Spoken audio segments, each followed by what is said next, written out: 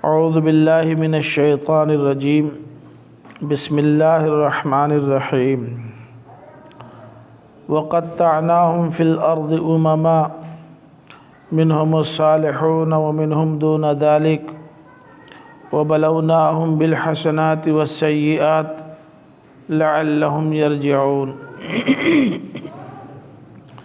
فخلف من بعدهم خلف ورثوا الكتاب يأخذون عرض هذا الأدنى ويقولون سيغفر لنا وإن يأتهم عرض مثله يأخذوه ألم يؤخذ عليهم ميثاق الكتاب ألا يقولوا على الله إلا الحق ودرسوا ما فيه والدار الآخرة خير للذين يتقون أفلا تعقلون والذين يمسكون بالكتاب وأقاموا الصلاة إنا لا نضيع أجر المصلحين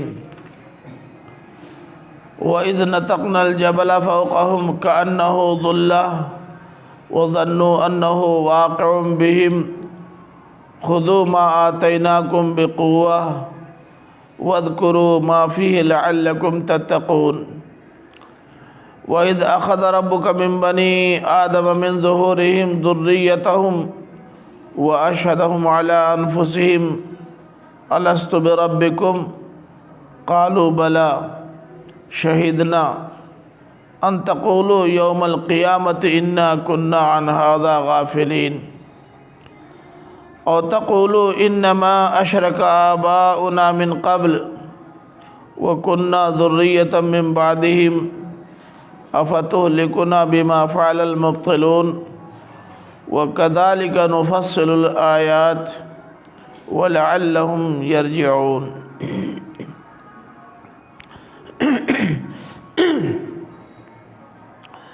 بات چل رہی ہے بنی اسرائیل کی۔ پیچھے آیت نمبر 60 میں بھی وقطعناہم آیا ہوا ہے۔ آیت نمبر 160 دیکھ لیجئے، اور یہاں بھی قطعناہم آیا ہوا ہے۔ وہاں قطعناہم اس معنی میں ہے کہ ہم نے ان کو 12 الگ الگ خاندانوں میں تقسیم کر دیا، اور ان 12 الگ الگ خاندانوں میں تقسیم ہونے کی وجہ سے وہ 12 الگ الگ مضبوط طاقتیں بن گئے۔ گویا وہاں جو مفہوم ہے وہ تقطیعٌ مثبت مفہوم میں ہے،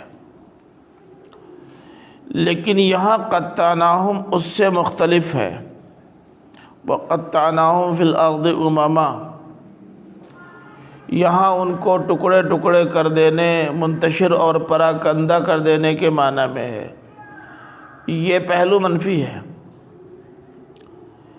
ایک میں مفہوم اچھا ہے اور دوسرے میں اس قوم کے تعلق سے اچھا نہیں ہے۔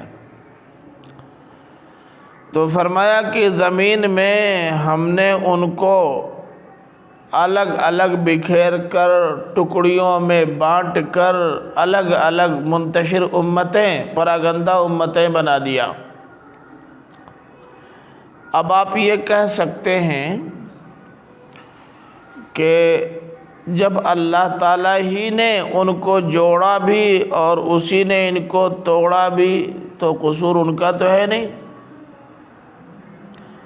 اللہ تعالیٰ نے ان کو جب مضبوط اور مستحکم پوزیشن عطا کرنا چاہا کر دیا، اور جب اللہ تعالیٰ نے ان کو پراگندہ اور منتشر کرنا چاہا کر دیا، تو اس میں غلطی ان کی تو ہے نہیں۔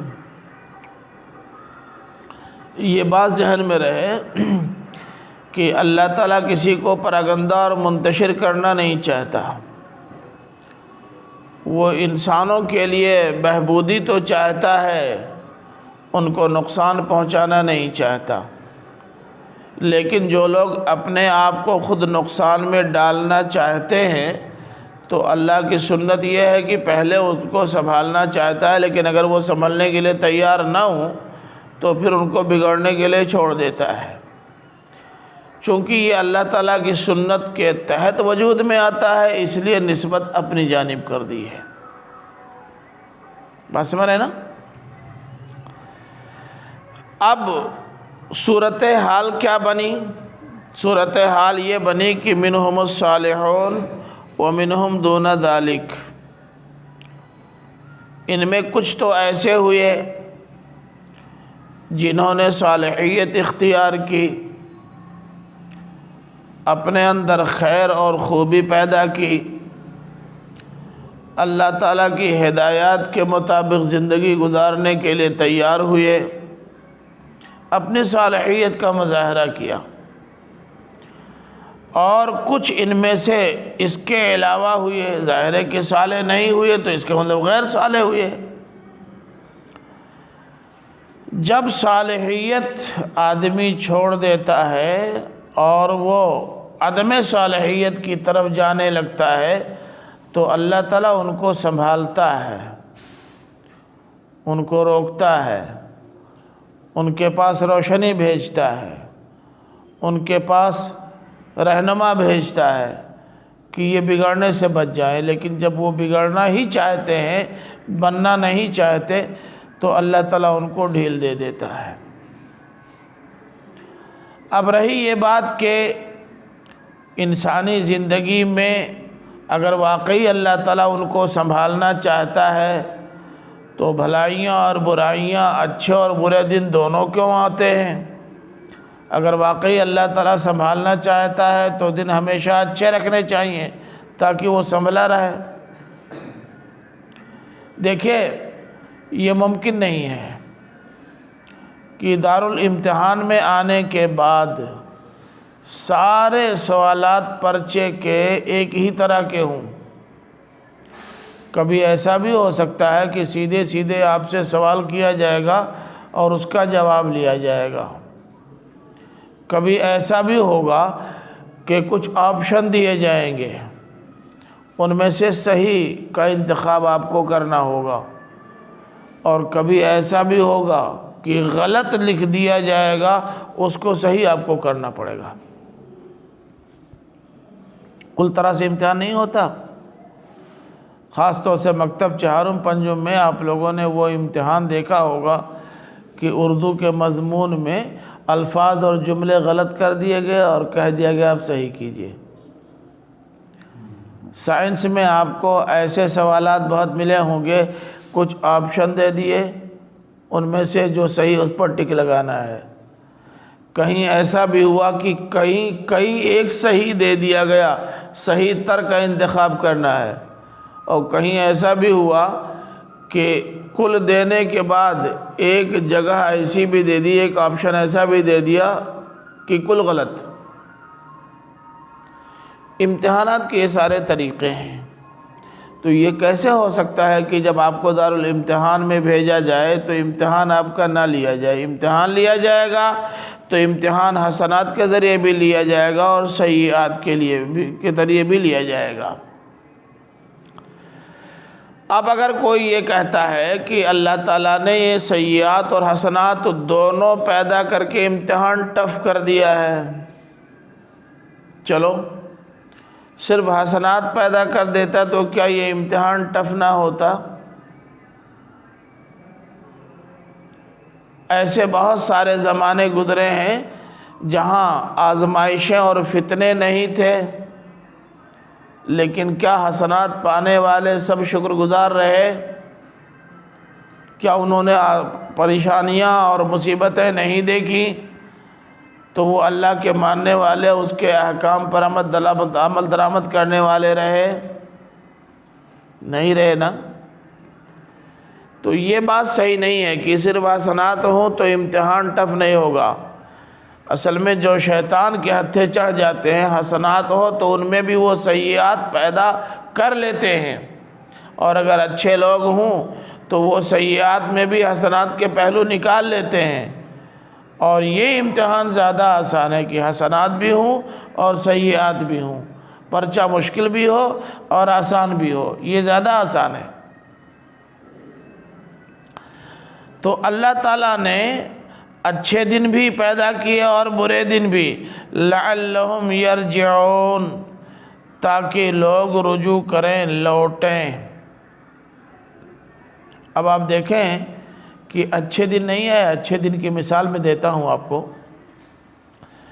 حضرت موسیٰ علیہ السلام کی قوم بنی اسرائیل میں، اصلاً تو حضرت اسحاق علیہ السلام کی قوم بنی اسرائیل ہے، لیکن یہ یہودی جو اپنے آپ کو حضرت موسیٰ علیہ السلام کے پیروکار قرار دیتے ہیں، خود ان کے اپنے زمانے میں ایک مرحلہ ایسا بھی آیا جہاں حسنات ہی حسنات، نہیں آیا؟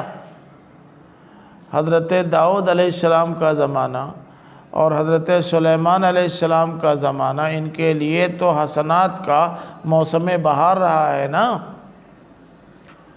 کیا تھا جو ان کے پاس نہیں تھا؟ ان کا حضرت سلیمان علیہ السلام کا تخت ہوا پہ اڑتا تھا، بری اور بحری قوتیں دونوں بہت مضبوط اور مستحکم، لوہے سے ہتھیار بنانے کا فن ایجاد، سمندر میں کشتیاں ایسی بنائی گئی تھیں کہ ہوا کوئی بھی چلے مگر آپ جدھر جانا چاہتے ہیں ادھر جانے کا راستہ کھلا ہوا ہے۔ آپ کو جانا ہے پچھم اور ہوا پچھم کی چل رہی ہے، تو کشتی کا سسٹم ایسا تھا کہ یہ ہوا آ کر کے پردے سے ٹکراتی تھی اور ریفلیکشن کے سسٹم کے تحت بجائے ادھر جانے کے اس کا زور ادھر آ کے ہوتا تھا، اور جب زور اس پر پڑتا تھا تو کشتی ادھر بھاگتی تھی۔ آپ نے اس سے زیادہ تو ترقی آج کی نہیں ہے، بس زیادہ سے زیادہ یہ ہوا ہے کہ آپ نے دخان ایجاد کر لیا ہے، چاہے جیسے ہوا چلے، لیکن اس زمانے میں ہواؤں کے زور سے مخالف سمت میں کشتیاں چلانے کا ہنر اس سے زیادہ مشکل تھا، مگر چلتی تھی۔ اور دنیا کے اتنے بڑے علاقے پر حکومت ملی کہ حضرت سلیمان علیہ السلام نے تو خود اللہ تعالیٰ سے دعا کی تھی کہ ایسی حکومت دے جو نہ پہلے کسی کو ملی ہو نہ بعد میں کسی کو ملے۔ اب اس سے بڑی حکومت کیا چاہیے؟ حسنات کا موسم بہار۔ لیکن کیا بنی اسرائیل کل ٹھیک رہے؟ بولیے، بگڑ گئے، اور ایسے بگڑے کہ حضرت سموئیل علیہ السلام کے زمانے تک آتے آتے یہ منتشر ہو گئے، ان کی ہوا اکھڑ گئی، ان کے اختلافات اور باہمی انتشار اور ان کے مناظروں نے ان کو اس قدر توڑا کہ دوسری طاقتیں ان پر حاوی ہو گئیں، غالب آ گئیں، ان کو مار کے ان کے گھروں سے بھگا دیا، یہ اپنی عبادت گاہوں سے بھی بے دخل کر دیے گئے، اور تو اور ان کا وہ تابوت سکینہ جو ان کے لیے مرکز کی حیثیت رکھتا تھا وہ بھی ان سے چھن گیا۔ تو اس لیے یہ کہنا صحیح نہیں ہے کہ ان پر حسنات کا زمانہ نہیں آیا، اور حسنات کا زمانہ آیا تو یہ لوگ سب ٹھیک ٹھاک رہے، بالکل نہیں، بلکہ مال ملتا ہے تو لوگ زیادہ بگڑتے ہیں۔ غربت کے مقابلے میں امیری زیادہ لوگوں کو پریشان کرتی ہے، وہ زیادہ سخت امتحان ہے۔ آپ کے ایک کھلاڑی تھے، پہلے 5 وقتہ نماز پڑھتے تھے، عام طور سے لنگی اور کرتے میں ہوتے تھے، مشہور کھلاڑی، پہلے ہی میچ میں سنچری بنائی اور مسلسل 3 سنچریاں اسکور کی، کپتان بھی یہاں کا رہا۔ ایک اچھے گھرانے کے آدمی نے اپنی ایک دیندار لڑکی اس سے بیاہ دی، لیکن جب پیسہ آیا، شہرت ملی تو ایسا بگڑا کہ اپنی اس نیک بیوی کو طلاق دے دی اور سنگیتا بجلانی جیسی ہرجائی سے نکاح کر لیا۔ پتہ نہیں نکاح کیا کہ بیواہ کیا، کیا معلوم، مگر کیا۔ نہیں ہوا ایسا؟ یہ امتحان زیادہ کڑا ہے۔ خوشحالی آتی ہے تو آدمی زیادہ پاگل ہوتا ہے، بلکہ بدحالی تو کچھ جوڑے رکھتی ہے۔ تو فرمایا لعلہم یرجعون، مقصد یہ تھا حسنات اور سیئات دونوں کے ذریعے آزمانے کا مقصد یہ تھا کہ یہ رجوع کریں، لعلہم یرجعون، تاکہ یہ رجوع کریں۔ اگر حسنات سے بہرہ ور ہوں تو رجوع یوں کریں کہ اللہ کے شکر گزار بندے ہو جائیں، اور اگر سیئات سے سابقہ پیش آ جائے تو رجوع یوں کریں کہ صبر کا مظاہرہ کریں۔ تو صبر اور شکر دونوں کا امتحان یہ رجوع ہے، رجوع کا بہترین موقع فراہم کرتا ہے۔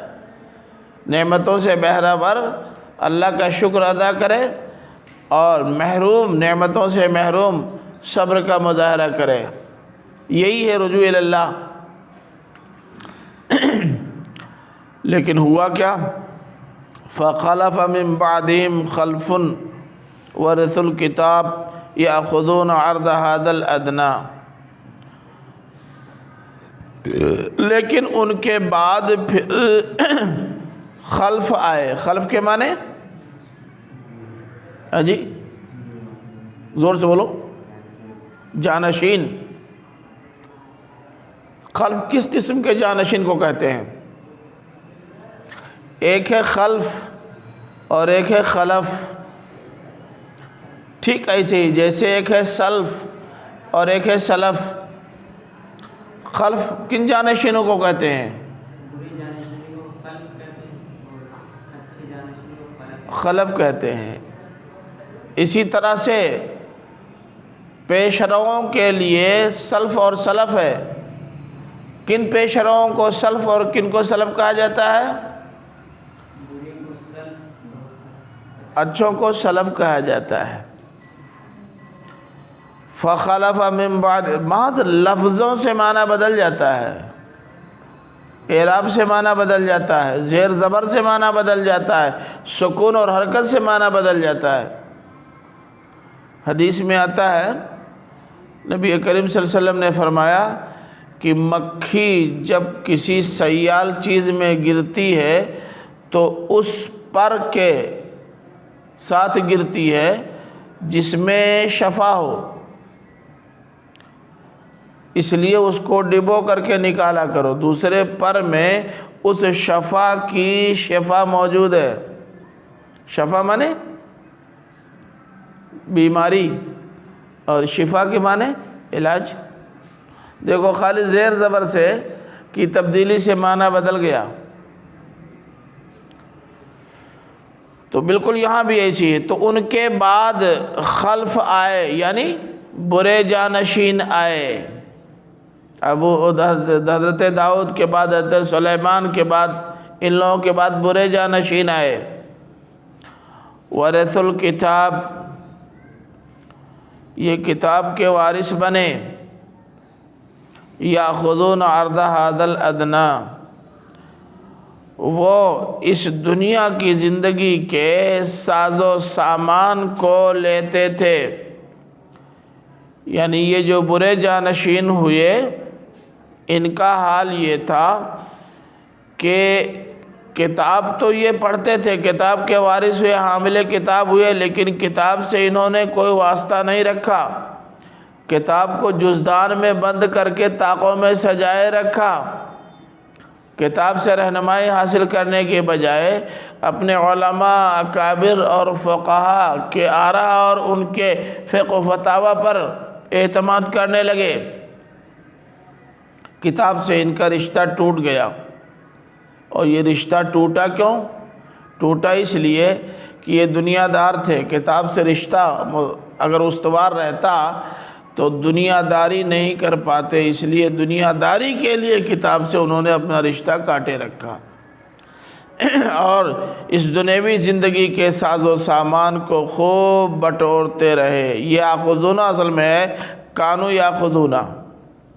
ان کے بعد برے جانشین ہوئے، کتاب کے وارث ہوئے، وہ اس دنیا کے ساز و سامان کو لیتے تھے، اور سنیے ٹوٹ کے دنیا چاہتے تھے۔ آخرت کی فکر کرنے کے بجائے دنیا کی فکر کرتے تھے، اور کہتے تھے کوئی بات نہیں ہے، معافی مانگ لیں گے، اللہ تعالیٰ معاف کر دے گا۔ غلطی کی معافی مانگ لیں گے، اللہ تعالیٰ معاف کر دے گا۔ شام کو میں پیا، صبح کو توبہ کر لی، رند کے رند رہے، ہاتھ سے جنت نہ گئی، مسئلہ نہیں ہے۔ جب تک کمانے کھانے کا موقع ہے خوب کماؤ کھاؤ، جیسے بٹور سکتے ہو بٹورو، اور جب کل بن جائے تو صدقہ اور خیرات و زکوٰۃ کے ذریعے سے علماء کو نذرانے اور تحائف دے کر کے معاف کروا لیں گے، کوئی بڑا مسئلہ نہیں ہے۔ یہ تو آج بھی پایا جاتا ہے مولوی صاحب کہ نہیں؟ دونوں باتیں، ایک تو وہ کہ جیسے انتشار جب پیدا ہوا ان کے اندر لوگ خانوں اور مسلکوں میں بٹے تو ان کی ہوا اکھڑ گئی، آج بھی لوگ خانوں میں اور مسلکوں میں بٹ گئے ہیں، آج بھی ہوا اکھڑ گئی ہے۔ کل بھی لوگ کہتے تھے خوب کماؤ، نمبر 2 سے خوب کماؤ، اور جب ہو جاؤ سرمایہ دار اور مالدار تو بخشش کے بہانے تلاش کر لیا کرو کہ مسئلہ حل ہو جائے گا۔ آج بھی ہو رہا ہے۔ پیسے نمبر 2 سے جتنے کمانے ہیں کما لو، میلاد کرا لینا، علماء کو بلا کے تقریریں کروا لینا، مدرسوں کو چندہ دے دینا، مسجد بنوا دینا، اکابر کی جیب میں لفافہ ڈال دینا، مسئلہ حل ہو جائے گا۔ سیغفر لنا، ہمیں معاف کر دیا جائے گا۔ آخر یہ سب نیکیاں ہیں کہ نہیں ہیں؟ مدرسے میں چندہ دینا، مسجد بنوا دینا، علماء اور اکابر کی جیب بھر دینا، یہ نیکی کے کام ہے کہ نہیں ہے؟ غریبوں محتاجوں اور مسکینوں کی مدد کر دینا، یہ سب نیکی کے کام ہے نا؟ یہ سب نیکی کے کام کر لیں گے اور ان کاموں کے ذریعے سے اپنی بخشش کروا لیں گے، سیغفر لنا، ہماری مغفرت ہو جائے گی، ہم کو معاف کر دیا جائے گا۔ پہلے جائز ناجائز تمام طریقوں سے بٹورو، اور جب اکٹھا ہو جائے اب لینے کے بجائے دینے کی پوزیشن میں آ جاؤ تو دے کر کے نیکیاں کماؤ اور خوب کماؤ۔ برا مت مانیے گا، آج بھی تصور یہی ہے، پہلے جیسے مل سکے ویسے لاؤ، چاہے چکلا چلا کر کے پیسے کماؤ، چاہے ہوٹل میں عورتوں کی نیلامی کے ذریعے سے، ان کی عصمتوں کی نیلامی کے ذریعے پیسے کماؤ، اور چاہے نمبر 2 کا دھندا کر کے پیسہ کماؤ، اور چاہے خراب مال کو نمبر 1 کا مال بنا کر کے پیسے کماؤ، چاہے بھنگار میں اندر کچڑا بھر کر کے اچھے بھنگار کے دام پہ بیچ دو، کل کرو، پیسہ جب اکٹھا ہو جائے اور تم بڑے سرمایہ دار ہو جاؤ تو بس نیکیاں کرنا شروع کر دو، سیغفر لنا۔ اللہ تعالیٰ نے فرمایا، جانتے ہو یہ کون ہے؟ یہ مت سمجھنا کہ ایک خاص مرحلے تک یہ پیسہ اکٹھا کرتے رہے، سرمایہ اکٹھا کرتے رہے، اس کے بعد تونس ان کی بجھ گئی نا۔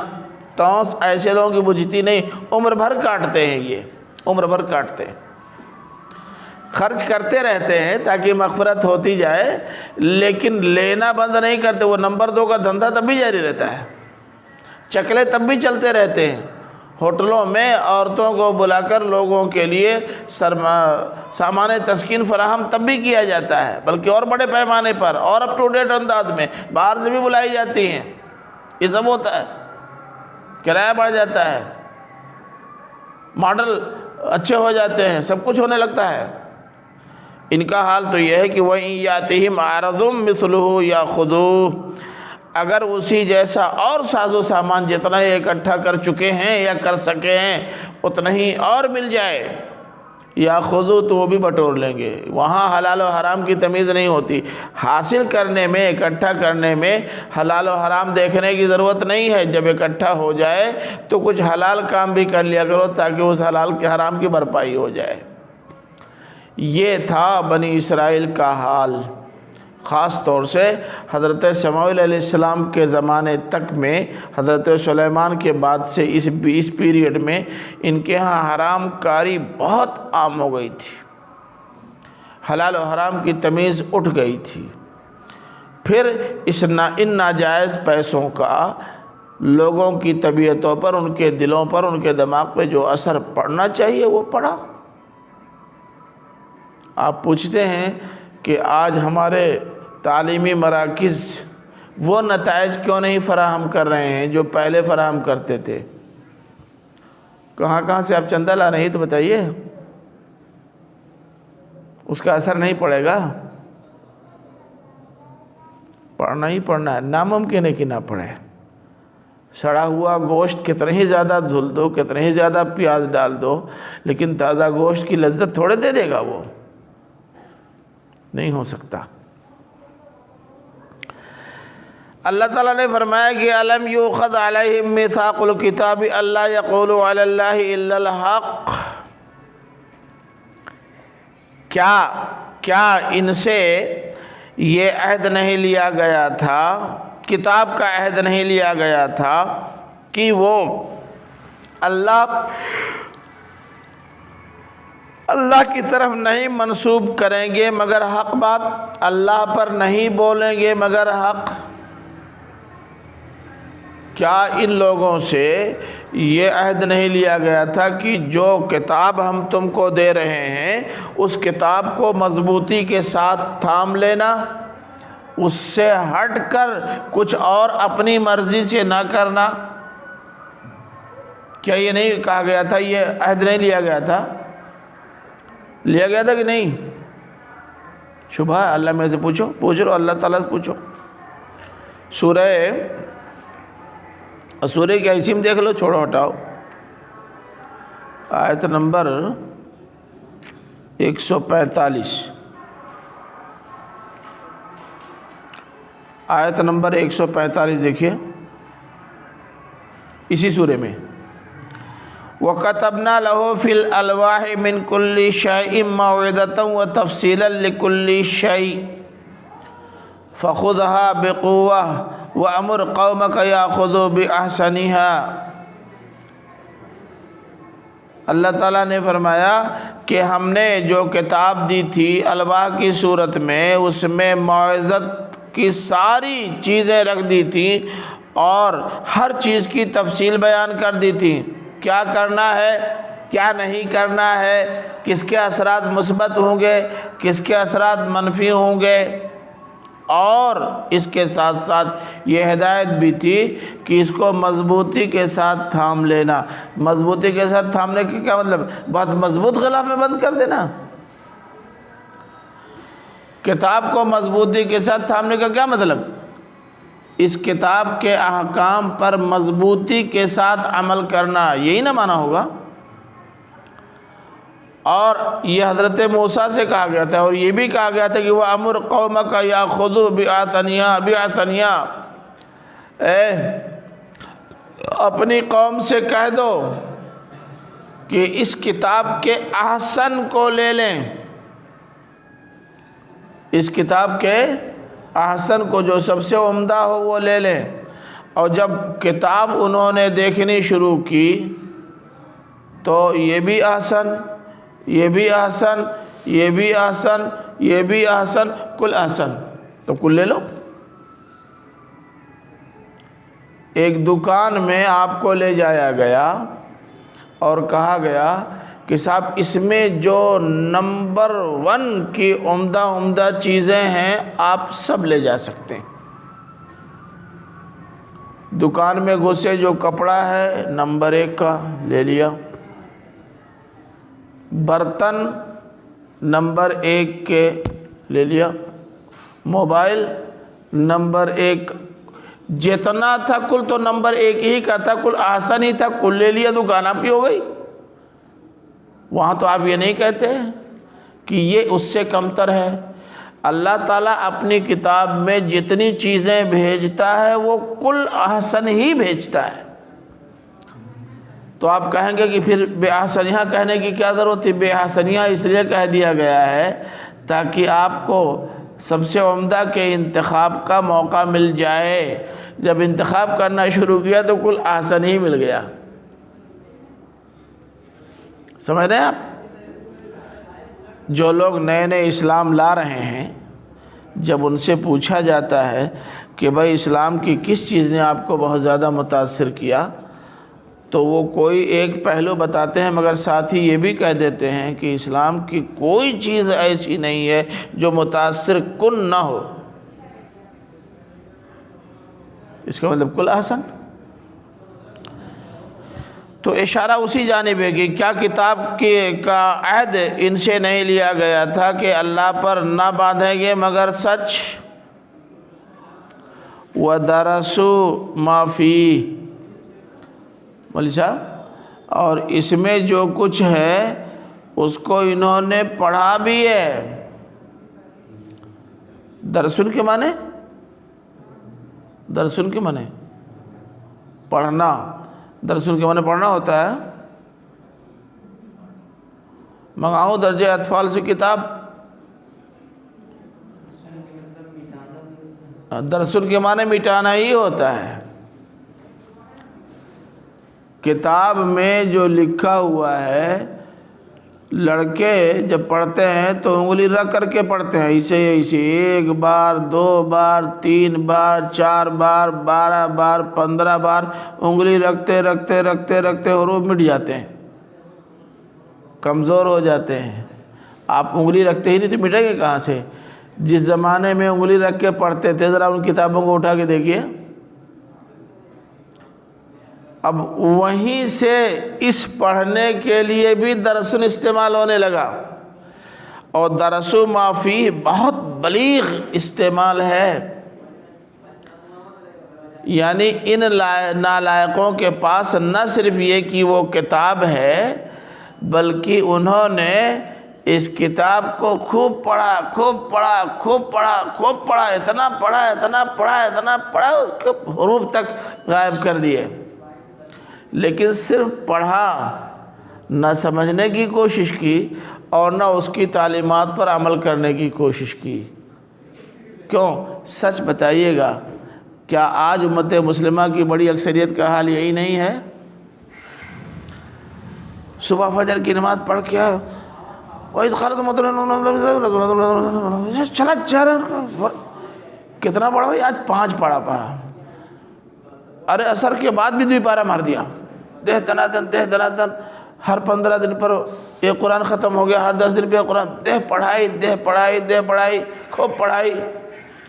اور رمضان کے مہینے میں تو اتنا مذاق ہوتا ہے کہ اب تو خیر اللہ کا شکر ہے کہ تھوڑی سی تبدیلی آئی ہے، ورنہ بھی 10 سال پہلے تک تراویح پڑھنے والے بیچارے یعلمون تعلمون کے علاوہ کچھ پتہ نہیں پاتے تھے، یعلمون تعلمون کچھ نہیں پتہ پاتے تھے، یعلمون تعلمون پلے پڑھتا تھا مگر پڑھتے تھے۔ اب بھی بعض جگہوں پر شبینہ کا رواج ہے، ایک ہی رات میں پورے قرآن کو ختم کرنے کا رواج ہے۔ انا للہ، اس قدر پڑھتے ہیں لوگ، پڑھنے میں کمی نہیں ہے۔ سارے ہر گاؤں کے تمام مسلم گھروں میں مرد نہ لیکن عورتیں لازماً قرآن مجید کی تلاوت کرتی ہیں، اور بہت جم کے کرتی، اور ایک حرف نہیں سمجھتی۔ ان کا بھی حال یہی تھا۔ وَدَرَسُوا مَا فِيهِ، اس میں جو تھا اس کو خوب گھسا، لیکن کیا ہے اس میں؟ نہ یہ جاننے کی کوشش کی اور نہ اس پر عمل کرنے کی کوشش کی۔ اس میں آپ کے لیے ایک پیغام ہے کہ بنی اسرائیل کی طرح سے درسو گھسو مت رہو، خالی کتاب ختم پہ ختم کرنے کی کوشش مت کرو۔ کتاب اس لیے نہیں آئی ہے کہ ختم پہ ختم کرو، ثواب بٹورو، کتاب اس لیے آئی ہے کہ اس سے رہنمائی حاصل کرو۔ تو وہ درسو معافی ہے، لفظ درسو کا استعمال دیکھ رہے ہیں کتنا بلیغ ہے۔ اب یہی ہے اللہ تعالیٰ کا ادب، آسان ہے یہ ادب لانا انسانوں کے لیے۔ درسو کے ذریعے سے جہاں یہ بتا دیا،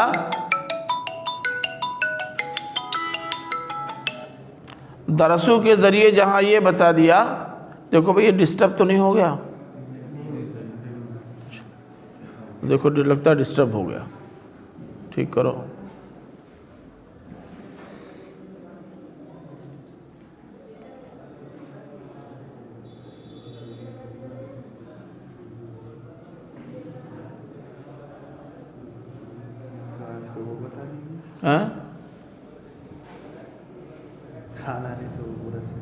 ہو گیا سب؟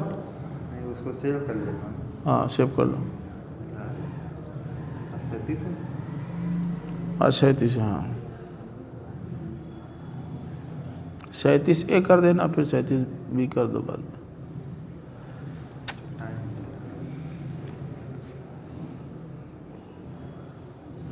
بڑی مشکل ہے، بتا دیا گیا لوگوں کو، اب کاٹے بھی تبھی ڈسٹرب ہو جاتا ہے۔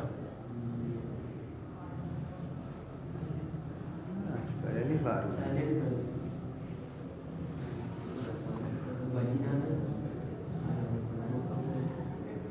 ٹائم زیادہ لگے گا؟ تو یہ سیو ہونے میں ٹائم لگتا ارے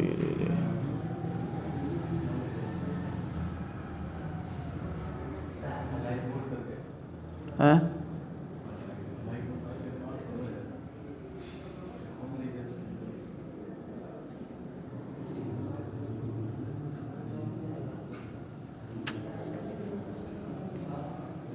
اور کوئی طریقہ نہیں کہ کسی دوسرے میں سیو ہو جائے؟ اس کو بند کر دو، کسی دوسرے میں سیو، بلاؤ حضرت عبداللہ کو۔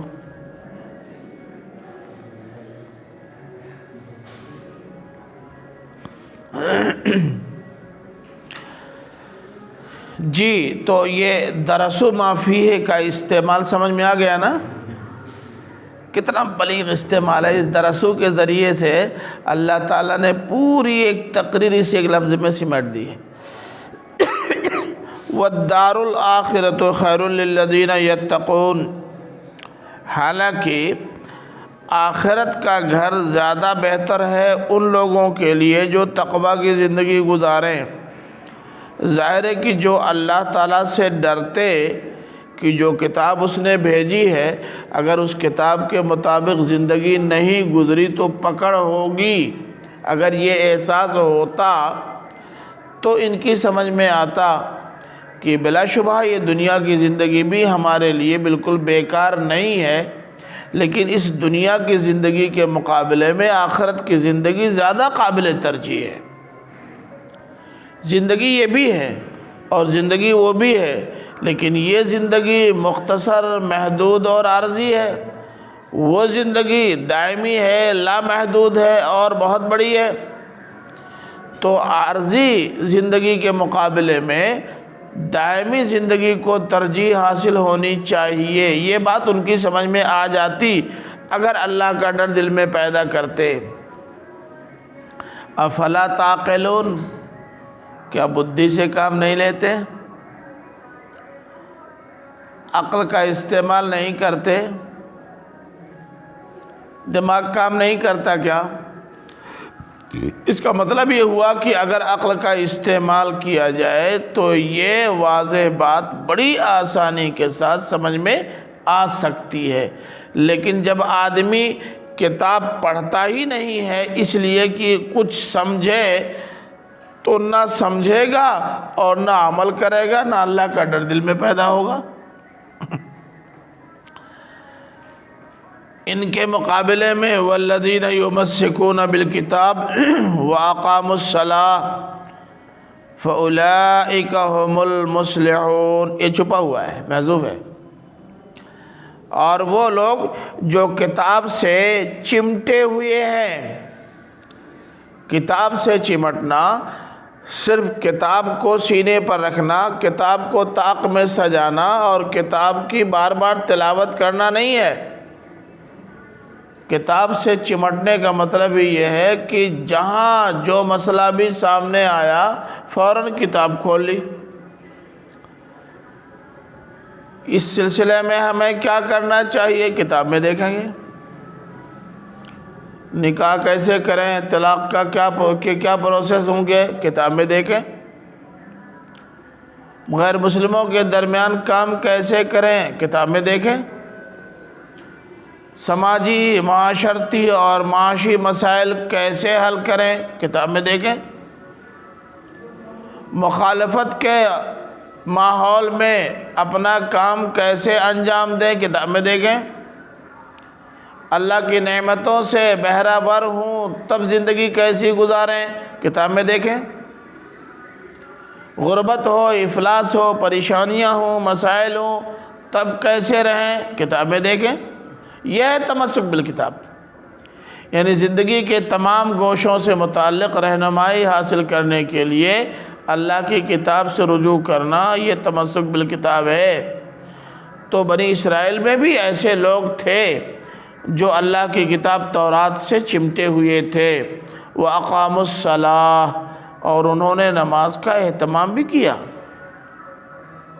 اللہ تعالیٰ نے فرمایا کہ یہی لوگ ہیں جن کو مصلح کہا جاتا ہے، یہ وہ لوگ ہیں جن کی زندگی بھی صالحیت پر مبنی، اور یہ وہ لوگ ہیں جنہوں نے صالح معاشرہ کی تعمیر و تشکیل میں بنیادی کردار ادا کیا، خود بھی ٹھیک رہے اور دوسروں کو بھی ٹھیک کرنے کی پوری کوشش کی۔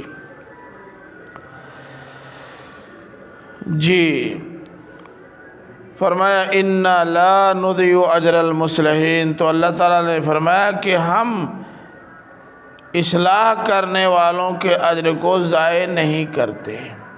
اور آپ جانتے ہیں کہ کوئی شخص مصلح ہو ہی نہیں سکتا جب تک وہ اپنی اصلاح بھی نہ کر لے۔ جو آدمی اپنی اصلاح کرتا ہے پھر دوسروں کی اصلاح کرتا ہے، اسی کی اصلاح مؤثر ہوتی ہے اور وہی فی الواقع مصلح ہوتا ہے۔ مصلح ہر وہ نہیں ہوتا کہ جس نے اصلاح کی گفتگو تو کی لیکن اصلاح کی کوششوں میں اس کا کوئی کردار نہ ہو۔ اب فرمایا کہ وَإِذْ نَتَقْنَا الْجَبَلَ فَوْقَهُمْ كَأَنَّهُ ظُلَّةٌ، اور یاد کرو جبکہ ہم نے پہاڑ کو ان کے اوپر اٹھایا گویا کہ وہ ان پر سایہ فگن ہو گیا۔ وَظَنُّوا أَنَّهُ وَاقِعٌ بِهِمْ، اور انہوں نے یہ سمجھا کہ اب وہ ان کے اوپر گرنے ہی والا ہے۔ اللہ تعالیٰ نے ماضی کا ایک واقعہ لوگوں کے سامنے رکھ دیا ہے کہ دیکھو ایک وقت آیا تھا کہ جب ہم نے ان کو طور پر بلایا، وہاں جب آئے تو ہم نے پہاڑ کو ان کے اوپر اٹھا دیا اور یہ اس طرح اٹھ کر ان کے اوپر آ گیا جیسے لگ رہا تھا کہ اب یہ ان کے اوپر سایہ فگن ہو گیا اور اب ان کے اوپر گرا ہی چاہتا ہے۔ اس موقع پر اللہ تعالیٰ نے فرمایا تھا کہ خُذُوا مَا آتَيْنَاكُمْ بِقُوَّةٍ، جو ہم نے تم کو دیا ہے اس کو پوری مضبوطی کے ساتھ تھام لینا۔ تو اس سے تو لگتا ہے کہ اللہ تعالیٰ نے بجبر و اکراہ اپنی کتاب پر عمل درآمد کرنے کے لیے ان کو مجبور کیا، لگتا تو یہی نا؟ کیوں؟ اللہ تعالیٰ نے اپنی کتاب پر عمل کرنے کے لیے لوگوں کو مجبور کیا، جبکہ قرآن میں لکھا ہے لا اکراہ فی الدین، دین میں اکراہ نہیں ہے۔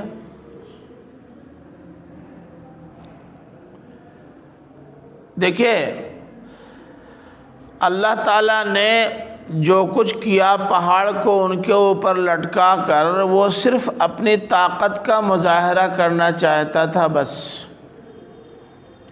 اس نے دکھا دیا کہ جن معبودوں سے تم نے اپنا تعلق اب تک قائم کر رکھا تھا اور جس دیوتا کی پوجا یہاں آنے کے بعد بھی تم نے شروع کر دی تھی بچھڑا بنا کر، وہ کسی کام کے نہیں ہے، کچھ بھی نہیں کر سکتے، نہ نفع پہنچا سکتے نہ نقصان۔ ان کے مقابلے میں ہمیں دیکھو، ہم اس مستحکم اور مضبوط ٹکے ہوئے گڑے ہوئے پہاڑ کو بھی تمہارے اوپر گرا سکتے ہیں، ہماری یہ طاقت ہے۔ اس لیے ہمارے ساتھ ان کو نہ ملاؤ جو کچھ نہیں کر سکتے۔ اس طاقت کا مظاہرہ کرنے کے لیے، یعنی اپنی قدرت، اپنی حکمت، اپنی عظمت اور اپنی سطوت کا مظاہرہ کرنے کے لیے اللہ تعالیٰ نے یہ کیا، بس بات سمجھ رہے ہیں؟ اب جب انہوں نے کہا ہاں اے اللہ ہم نے مان لیا کہ تجھ سے بڑی کسی کی طاقت نہیں، اب گزارش یہ ہے کہ ہم کو معاف کر دے، ہمیں اس کے نیچے پیسنا۔ اللہ تعالیٰ نے کہا ٹھیک، معاف کر دیا، کوئی بات نہیں، لیکن زندگی کس قسم کی گزارنی ہے؟ جو کتاب ہم نے تم کو دی ہے اس کتاب کے اندر دیکھ لو، اسی کے مطابق تم کو زندگی گزارنی ہے۔ اور فرمایا خذوا ما آتیناکم بقوہ، جو ہم نے تم کو دیا ہے اس کو مضبوطی کے ساتھ تھام لو۔ یعنی یہ نہیں کہ اوپر لٹکا کے مانو مانو مانو نہیں تو گراؤں گا، یہ نہیں کیا۔ یہ مانو تو ان کو یہ سمجھانے کے لیے کیا تھا کہ ہماری طاقت دیکھ لو، اور جس بچڑے کو تم پوج رہے تھے اس کی بے بسی دیکھ لو، اندازہ کر لو کہ کس کے ساتھ وابستہ ہونے میں فائدہ ہے۔ بس بات ختم ہو گئی۔ اب انہوں نے کہا ہاں اللہ بات سمجھ میں آ گئی، تو انتہائی طاقتور ہے، تیرے مقابلے میں وہ بت کسی کام کا نہیں ہے، لیکن کیا کرنا ہے اے اللہ یہ تو بتا دے۔ اللہ تعالیٰ نے کہا خذوا ما آتیناکم بقوۃ، جو کتاب ہم نے تم کو دی ہے اس کتاب کو لو، اس میں دیکھو کیا کرنا ہے کیا نہیں، اور سنو صرف پڑھنے کے لیے نہیں، واقعی عمل کرنے کے لیے، اس لیے اس کو تھامنا تو مضبوطی کے ساتھ تھامنا، پڑھو بھی اور اس کے مطابق عمل بھی کرو۔ وَاذْكُرُوا مَا فِي، آگے اس کو کھول دیا ہے، اور جو کچھ اس کے اندر ہے اس سے یاد دہانی حاصل کرو، ان میں سے ایک ایک چیز کو دیکھو، اس سے تذکر حاصل کرو، لعلکم تتقون، تاکہ تمہارے اندر تقوی پیدا ہو جائے۔ تقوی پیدا کا مطلب یعنی غلط کاموں سے بچنے کا داعیہ اور جذبہ پیدا ہو جائے۔ اس کو پڑھنے کے بعد ہی نہ معلوم ہوگا کہ کیا غلط ہے اور کیا صحیح، اور جو غلط ہے اس سے بچنا چاہیے، جو صحیح اس کو اختیار کرنا چاہیے۔ تو یہ اس لیے پڑھنا ضروری ہے تاکہ یہ معلوم ہو سکے کہ کس کس چیز سے بچنا ہے۔ اب دیکھیے سورہ اعراف کا اصل مضمون جو تاریخی دستاویز پر مشتمل تھا، تاریخی سرگزشتوں پر مشتمل تھا، وہ یہاں ختم ہو گیا۔ اب آگے جو آیات آ رہی ہیں ان کی حیثیت خاتمہ سورہ کی ہے۔ اس خاتمہ سورہ میں بنیادی طور سے تو اللہ تعالیٰ نے قریش کو مخاطب کر کے سب سے پہلے عہد فطرت کی یاد دہانی کرائی ہے۔ سنو، تمہارے اس دنیا میں آنے سے پہلے ایک بار تم سب کو اکٹھا کر کے تم سے یہ وعدہ لیا تھا کہ میری قدرتیں یہ ہیں، بتاؤ میں تمہارا رب ہوں کہ نہیں؟ تم نے کہا تھا ہاں تو میرا رب ہے، ہمارا رب ہے۔ تو ایک تو وہ یاد دلانے کے لیے آگے کی آیات آ رہی ہیں، دوسرے اس میں یہ بھی ہے کہ بنی اسرائیل کی تمثیل بھی پیش کی گئی ہے کہ دیکھو ان میں اس وعدہ الست کو یا اس عہد الست کو یاد رکھنے والوں کا کیا حال ہوا اور نہ یاد رکھنے والوں کا کیا حال ہوا۔ اور پھر آخر میں نبی کریم صلی اللہ علیہ وسلم کو صبر کی تلقین کی گئی ہے کہ حالات جیسے بھی ناگفتہ بے ہوں لیکن تم کو انتہائی صبر و سکون کے ساتھ اپنا کام جاری رکھنا ہے۔ تو پورا تو نہیں لیکن تھوڑا سا میں آج جو عہد الست سے متعلق ہے وہ آپ کے سامنے بیان کر دے رہا ہوں۔ فرمایا وَإِذْ أَخَذَ رَبُّكَ مِن بَنِي آدَمَ مِن ظُهُورِهِمْ ذُرِّيَّتَهُمْ وَأَشْهَدَهُمْ عَلَىٰ أَنفُسِهِمْ، یہ سٹارٹ کر دیا نا۔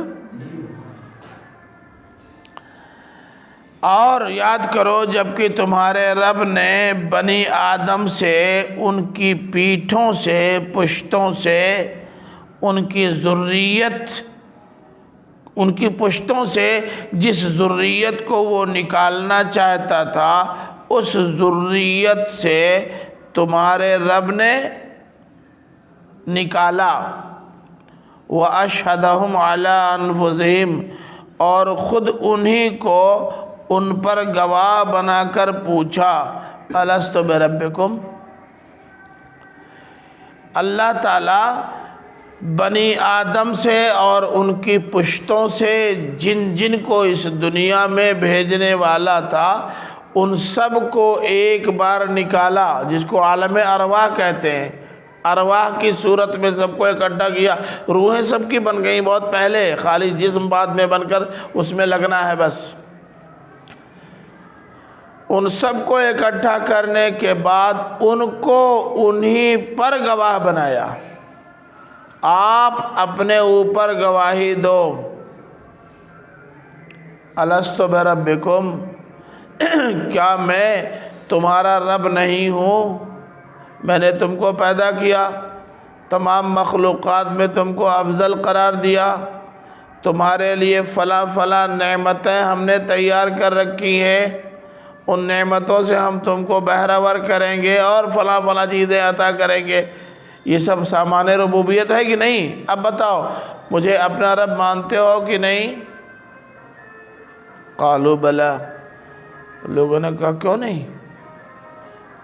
تو نے پیدا کیا، تو ہماری ان روحوں کو جسم میں لگانے والا ہے، تو ہمارے اندر رہنما بھیجنے والا ہے، تو ہم پر کتابوں کی بارش کرنے والا ہے، تو دنیا میں ہماری ضروریات پوری کرنے والا ہے، تو ہمارے لیے وسائل فراہم کرنے والا ہے، ہمارے مسائل کو ختم کرنے والا ہے، کیوں نہیں تجھ کو رب مانیں گے؟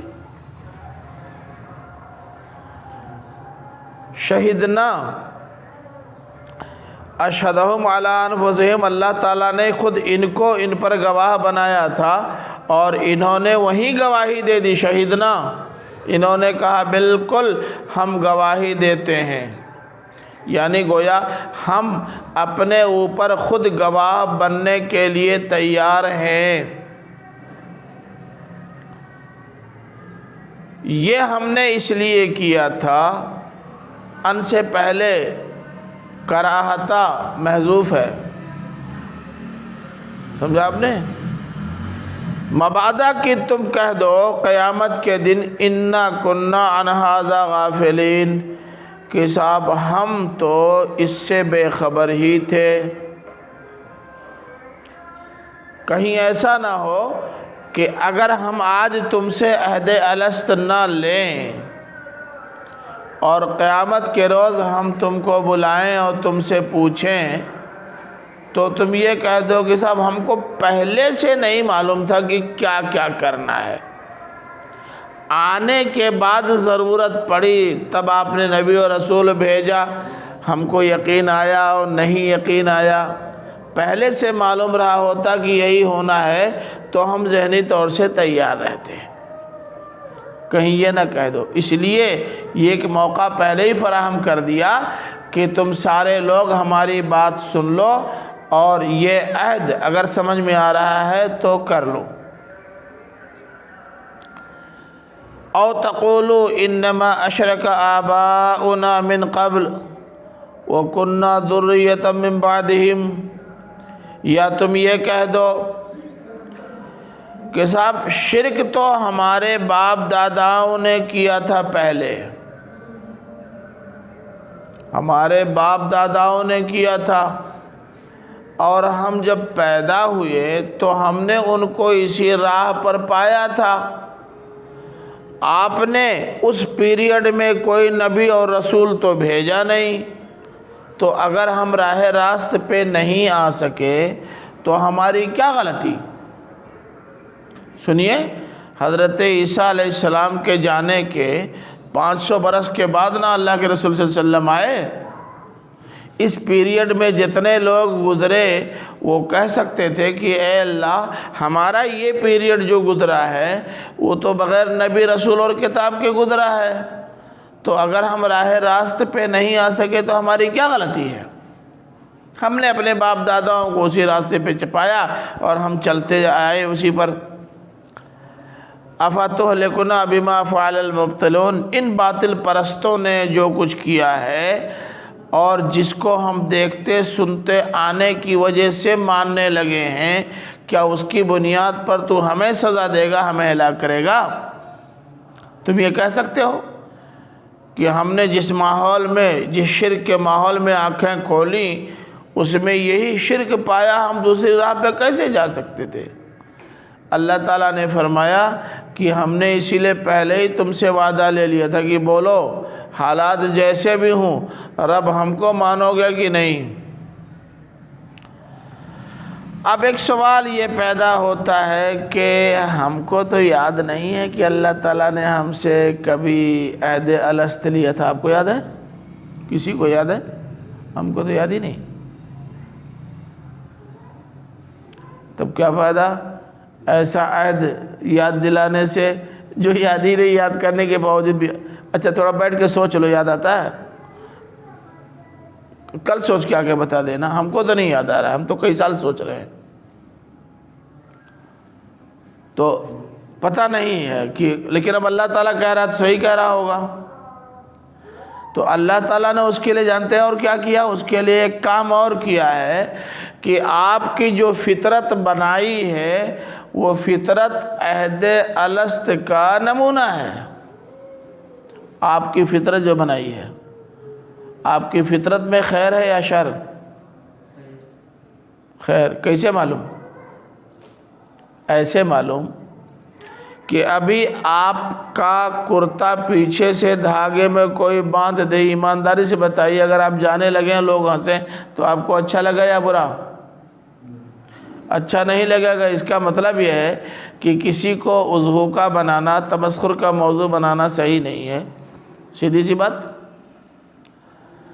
آپ کی بہن بیٹی کے ساتھ کوئی ناجائز تعلق قائم کرے, ناجائز کی بات بتا رہا ہوں, آپ کو اچھا لگے گا؟ اس کا مطلب ناجائز تعلق قائم کرنا اچھا نہیں ہے.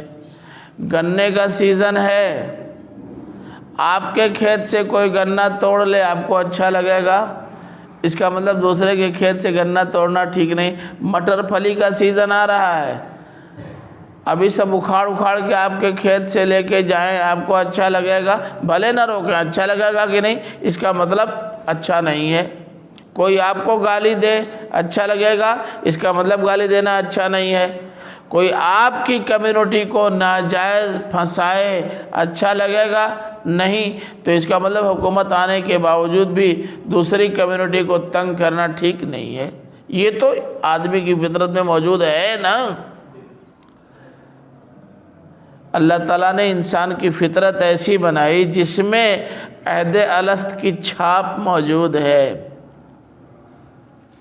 تو اس لیے یہ بات کہنا صحیح نہیں ہے کہ انسان کی ابتدا بالکل سادہ لوح کی طرح سے, سادہ تختی کی طرح سے ہوئی. یہ بات صحیح نہیں ہے. آپ کو پتہ ہے نا کہ وہ مشہور فلاسفر کیا نام ان کا, مارکس اور فرائڈ, یہ مشہور فلاسفر ہیں.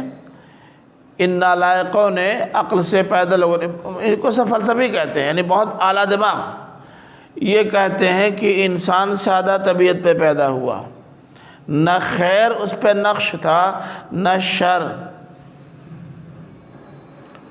ماحول جیسا پایا اسی کو قبول کر لیا. اچھا ماحول پایا, اچھائی قبول کر لی. غلط ماحول پایا, ظاہر ہے کہ برائی قبول کر لیا.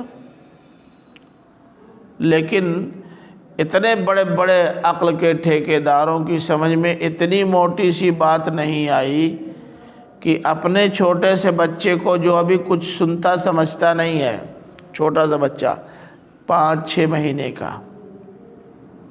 ذرا اس کو ڈانٹ کے دیکھو تو, ڈانٹو کس کے, روئے گا کہ ہنسے گا؟ روئے گا نا. ڈانٹ کے دیکھو. اچھا اس کو مٹھائی تھما کے دیکھو. ابھی عمر کی اس منزل میں ہے کہ اس کو نہیں پتہ پا رہا ہے کچھ. اپنا قلم اس کی آنکھ کے پاس لے کے جاؤ, دیکھو اسے کرتا ہے کہ نہیں کرتا ہے, اور اپنا چشمہ اس کو لگا کے دیکھو ہنستا مسکراتا ہے کہ نہیں. اس کا مطلب یہ ہوا کہ اس کی فطرت میں یہ چیز موجود ہے آلریڈی. ایسا نہیں کہ کل ماحول کا اثر ہے, اس میں کوئی شبہ نہیں کہ ماحول اپنا اثر ڈالتا ہے, لیکن جب وہ جیسے جیسے بڑے ہو جاتے ہیں, جیسا جیسا ماحول ان کو ملتا جاتا ہے, خلاف فطرت اس ماحول میں بھی ڈھلتے چلے جاتے ہیں. لیکن لگتا ہے کہ یہ غلط ہے. شروع میں جو لوگ کوئی غلط کام کرتے ہیں تو چھپ کے کرتے ہیں, آپ نے دیکھا ہوگا کہ لڑکے جب بیڑی پینا شروع کرتے ہیں تو سب سے چھپ کے پیتے ہیں، اور جب پیتے پیتے کسی طرح سماج کو دکھا لے جاتے ہیں تو ابا کے سامنے بھی دگا دیتے ہیں۔ تو یہ چھپ چھپ کے پینا اس بات کی دلیل ہے کہ آپ کے مزاج میں، آپ کی طبیعت میں، آپ کی سرشت میں اور آپ کی فطرت میں خیر اور شر کی تمیز موجود ہے آلریڈی۔ تو یہ بات صحیح نہیں ہے، یہ بلا وجہ کی باتیں کہ لوگ کرتے ہیں۔